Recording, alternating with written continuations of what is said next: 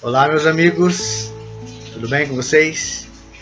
Bem-vindos ao nosso segundo tema da série Perguntas de Deus. Hoje o tema é o que preocupa vocês. Está baseado em Lucas, capítulo 24, a partir do versículo 13. Naquele mesmo dia, dois deles estavam de caminho para uma aldeia chamada Emaús, distante de Jerusalém, cerca de 11 quilômetros. Iam conversando a respeito de todas as coisas sucedidas. Aconteceu que, enquanto conversavam e discutiam, o próprio Jesus se aproximou e ia com eles. Os seus olhos, porém, estavam como que impedidos de o reconhecer. Então lhes perguntou Jesus: que é isso que vos preocupa? E de que ides tratando à medida que caminhais? E eles pararam entristecidos. Que momento era esse? Era o momento em que Jesus já havia ressuscitado. E esses dois discípulos aqui, eles estavam muito tristes, estavam voltando de Jerusalém para uma aldeia chamada Emaús. E Jesus se aproximou deles e eles estavam conversando sobre Jesus. O personagem central da conversa deles era Jesus. Mas eles não reconheceram Jesus quando se aproximou deles. Por que será, hein? Sabe por quê? Jesus queria ensinar uma lição muito importante para eles. E essa mesma lição, Jesus ele vai nos ensinar também, não é? E ele fez essa pergunta a eles: o que preocupa vocês? E então eles, tristes, né, começaram a falar. Um deles se chamava Cleopas e foi quem começou a falar, né? E aí a gente vai encontrar aqui o relato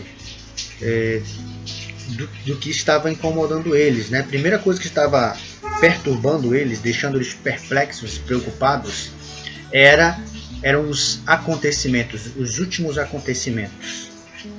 Isso estava tirando a paz deles e estava sendo assim algo que estava até tirando a concentração deles, né? Que eles nem conseguiam ver que era Jesus quem estava falando com eles. Note que aqui no versículo 16 diz que os seus olhos estavam como que impedidos. Não diz estavam impedidos.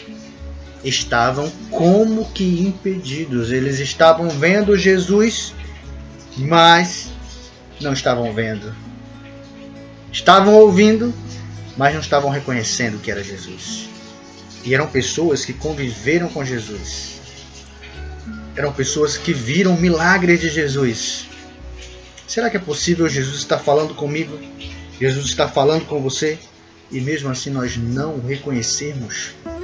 Não entendermos que Ele está falando conosco?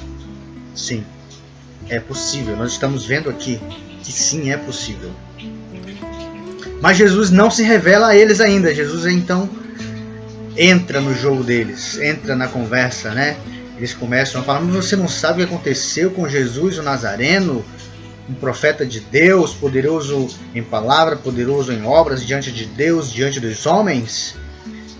E ele então faz mais uma pergunta: de que se trata? E então eles vão falando, né? O que aconteceu. Eram 11 quilômetros de caminhada, então tinha bastante coisa para falar e tinha bastante estrada pela frente, não é? E eles foram falando, né, da crucifixão, dos sumos sacerdotes, do sepultamento. Então tudo isso eles iam falando, era isso que estava no coração deles. A palavra de Deus diz que a boca fala do que está cheio o coração, né? Então era essa preocupação que estava enchendo o coração deles. Os últimos acontecimentos. Continuando, né? E é muitas vezes isso que também tira a nossa concentração das coisas espirituais, das coisas de Deus, que impedem a nossa relação com Ele, muitas vezes. É isso São os últimos acontecimentos. E então, em seguida, eles começam a falar também algumas notícias, que é a respeito da ida das mulheres ao sepulcro, que chegaram lá e não encontraram o corpo de Jesus. Né? Então isso também deixou eles muito perplexos, muito confusos. Como assim já não está mais lá no sepulcro? Então, as últimas notícias também. E hoje nós estamos vivendo em dias de muitas notícias. Algumas são até fake news. E às vezes as fake news tiram a nossa paz mais ainda do que as notícias verdadeiras. Né? Notícias sensacionalistas que trazem pânicos. Elas estão cada vez mais terríveis. Eu tinha um aluno de informática que eu dava aula para ele, aulas básicas de informática na casa dele. E eu chegava lá, na hora da aula ele ligava o computador e antes de começarmos a aula, a primeira coisa que ele fazia era abrir ali os sites de notícias. E eu ficava esperando ele terminar de ver as notícias. E aí então, quando ele via todas as notícias, é que a gente começava a aula. Em uma dessas oportunidades que nós estivemos lá, fazendo a aula, eu pude ver algumas notícias bem terríveis, né? Por exemplo, adolescente que leiloa a sua virgindade.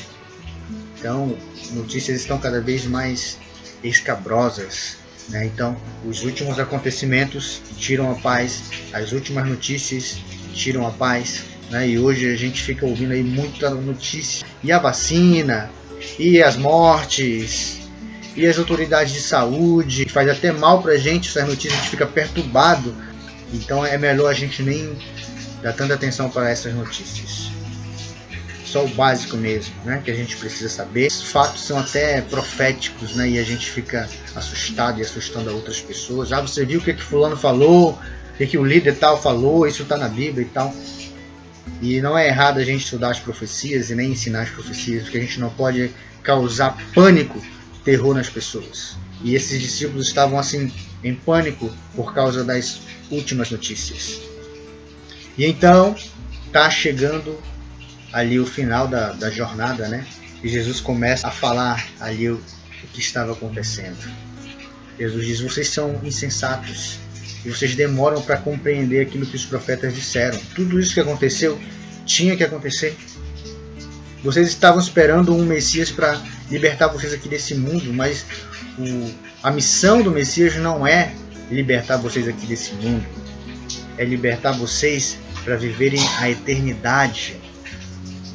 E eles ficaram tão maravilhados com aquilo que Jesus ia ensinando para eles, que eles nem perceberam a hora passar e o dia já estava terminando. A Bíblia diz aqui em Lucas capítulo 24, no verso 28: quando se aproximavam da aldeia para onde iam, fez ele menção de passar adiante. A minha Bíblia, a minha versão diz que Jesus não passou adiante, ele fez menção de passar adiante. É diferente. Ele não ia para aquele lugar, mas ele fez que ia. Por quê? Porque Jesus ele não é intrometido.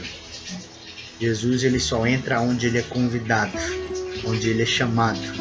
E olha o que aconteceu no verso 29. Mas eles o constrangeram dizendo: fica conosco, porque é tarde e o dia já declina.